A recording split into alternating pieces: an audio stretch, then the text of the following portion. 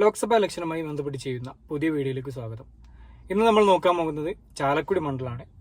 ചാലക്കുടി മണ്ഡലത്തിൻ്റെ പ്രത്യേകത പൊതുവെ ഈ ചാലക്കുടി ആയിരുന്ന സമയത്തും അതിനു മുമ്പ് മുകുന്ദപുരം എന്ന മണ്ഡലം ആയിരുന്ന സമയത്തെല്ലാം പൊതുവെ ഒരു UDF അനുകൂല ചായ്വ് കാണിച്ചൊരു മണ്ഡലമാണ് ചാലക്കുടി മണ്ഡലം. ഒട്ടുമിക്ക ഇലക്ഷൻ റിസൾട്ടുകൾ നോക്കിയാലും UDFന് ഗണ്യമായ ഭൂരിപക്ഷം നൽകിക്കൊണ്ട് UDFന് വിജയിപ്പിച്ചൊരു മണ്ഡലമാണ് ചാലക്കുടി.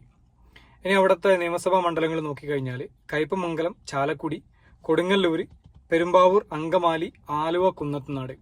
ഇതിൽ ആലുവ, അങ്കമാലി, പെരുമ്പാവൂർ എന്നീ മണ്ഡലങ്ങളാണ് UDFന്റെ കയ്യിൽ. മറ്റുള്ള മണ്ഡലങ്ങൾ LDFന്റെ കയ്യിൽ.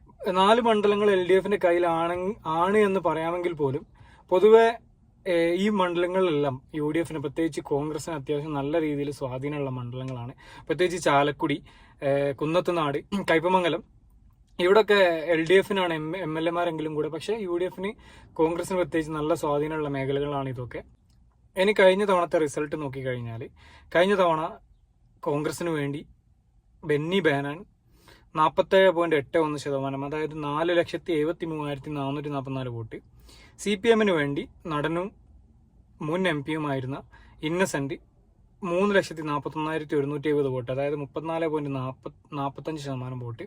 BJPക്ക് വേണ്ടി AN രാധാകൃഷ്ണൻ 1,28,996 വോട്ട്, 15.6%. പിന്നെ STPക്ക് വേണ്ടി PP മൊയ്തീൻ കുഞ്ഞ് എന്ന സ്ഥാനാർത്ഥി ഉണ്ടായിരുന്നു.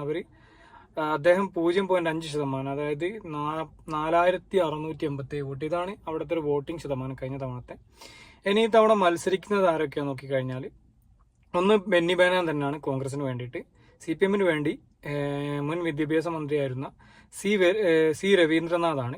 BJPക്ക് വേണ്ടി K ഉണ്ണികൃഷ്ണൻ. അതുപോലെ 2020ക്ക് സ്ഥാനാർത്ഥിയുള്ളൊരു മണ്ഡലമാണ് ചാലക്കുടി. അഡ്വക്കേറ്റ് ചാർലി പോൾ എന്നൊരു സ്ഥാനാർത്ഥി 2020ക്ക് വേണ്ടി മത്സരിക്കുന്നുണ്ട്. പിന്നെ SUCI, BSP തുടങ്ങിയ ഈ പാർട്ടികളുടെ സ്ഥാനാർത്ഥികളും ഉണ്ട്. പൊതുവെ UDFന് ഏറ്റവും അനുകൂലമായ ഒരു മണ്ഡലമാണെന്ന് പറയാമെങ്കിൽ കൂടെ ഇത്തവണ 2020 മത്സരിക്കുന്നത് UDFനെ പ്രതികൂലമായി ബാധിക്കുമെന്നാണ് പൊതുവെയുള്ള വിലയിരുത്തൽ. ഞാൻ പറഞ്ഞല്ലോ, എല്ലാ ചാനലുകളിലും വന്നിട്ടുള്ള ഒരു വിലയിരുത്തൽ അങ്ങനെയാണ്. 2020 കാര്യമായിട്ട് വോട്ട് പിടിക്കാൻ സാധ്യത ഉണ്ട് എന്നുള്ളൊരു വിലയിരുത്തലാണ് ഒട്ടുമിക്ക ചാനലുകളിലും വന്ന സർവേകളിൽ പറയുന്നത്. പക്ഷെ ഞാൻ പ്രതീക്ഷിക്കുന്നത് ലോക്സഭാ ഇലക്ഷനിൽ 2020ക്ക് വോട്ട് നൽകാൻ കേരള ജനത തയ്യാറാകുമോ എന്നുള്ളൊരു സംശയമാണ്. കാരണം എന്തൊക്കെ പറഞ്ഞാലും എത്ര വോട്ട് 2020 പിടിക്കുമെന്ന് പറഞ്ഞാൽ പോലും അവർ അവകാശപ്പെടുന്നത് 1 ലക്ഷത്തിന്റെ മുകളിൽ വോട്ട് പിടിക്കുന്നതൊക്കെയാണ്. പക്ഷെ ഒരു ലോക്സഭാ ഇലക്ഷനിൽ 2020 പോലത്തെ ഒരു സ്ഥാനാർത്ഥിക്ക് 2020ന്റെ സ്ഥാനാർത്ഥിക്ക് ആളുകൾ വോട്ട് ചെയ്യുമെന്നുള്ള സംശയം. കാരണം കേരളത്തിലെ ജനങ്ങൾ പൊതുവെ രാഷ്ട്രീയമായിട്ട് നല്ല രീതിയിൽ ചിന്തിക്കുന്ന കൂട്ടത്തിലാണ്. അതുകൊണ്ട് തന്നെ ഒരു കാര്യമില്ലാതെ, പ്രത്യേകിച്ച് ഇത്രയും ഫാസിസ്റ്റ് ഭരണം ഇന്ത്യയിൽ നടക്കുന്ന സമയത്ത്, ഇതുപോലുള്ള ഫാസിസ്റ്റ് ഭരണം ഇന്ത്യയിൽ നടക്കുന്ന സമയത്ത് 2020ക്ക് വോട്ട് കൊടുത്ത് വെറുതെ പാഴാക്കണോ എന്ന് ചിന്തിക്കാൻ സാധ്യത ഉണ്ടെന്നാണ് ഞാൻ പ്രതീക്ഷിക്കുന്നത്. അതുകൊണ്ട് തന്നെ 2020 ഭരിക്കുന്ന കേക്കമ്പലത്തിന്റെ അപ്പുറത്തേക്ക് ഒരു വോട്ട് പിടിക്കാനുള്ള സാധ്യത ഞാൻ കാണുന്നില്ല. കാരണം ഞാൻ പറഞ്ഞല്ലോ, ഒരു ലോക്സഭാ ഇലക്ഷനുകളിൽ ഈ 2020 പോലത്തെ ഒരു പാർട്ടിക്ക് വോട്ട് കൊടുക്കണമെന്നുള്ളത് ജനങ്ങൾ ചിന്തിക്കാൻ നല്ല സാധ്യതയുണ്ട്. നല്ല മത്സരം പ്രതീക്ഷിക്കാമെങ്കിൽ കൂടെ ഈ പറയപ്പെട്ട 4 മുന്നണികളും, അതായത് BJP, 2020, UDF, LDF, ഈ 4 മുന്നണികളും ഒരുപോലെ കാടിളക്കി പ്രകടനം നടത്തുന്നതുകൊണ്ട് തന്നെ നല്ലൊരു മത്സരം അവിടെ പ്രതീക്ഷിക്കുക.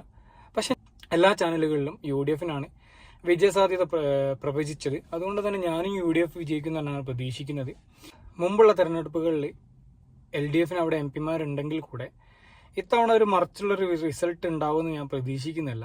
ഈ പറയപ്പെട്ടതുപോലെ 2020 1 ലക്ഷത്തിന് മുകളിൽ വോട്ട്, അല്ലെങ്കിൽ ഒരു 1.5 ലക്ഷത്തിന്റെ അടുത്തുള്ള വോട്ടൊക്കെ, 1 ലക്ഷത്തിന്റെ 1 ലക്ഷത്തിന്റെ ഇടക്കുള്ള ഒരു വോട്ടൊക്കെ പിടിച്ചാൽ മാത്രമാണ് ബെന്നി ബെഹനാൻ ഒരു പരാജയ സാധ്യത അവിടെ ഉള്ളത്. പക്ഷെ ശക്തമായൊരു മത്സരമുണ്ട്.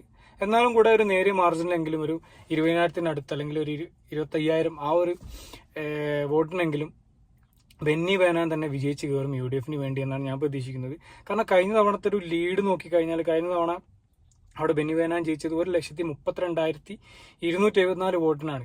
അപ്പോൾ അവിടെ ബെന്നി ബെഹനാൻ തന്നെ വിജയിക്കുമെന്നാണ് ഞാൻ പ്രതീക്ഷിക്കുന്നത്. അപ്പം വീണ്ടും അടുത്ത വീഡിയോയിൽ കാണാം. Thank you for watching. Have A nice day.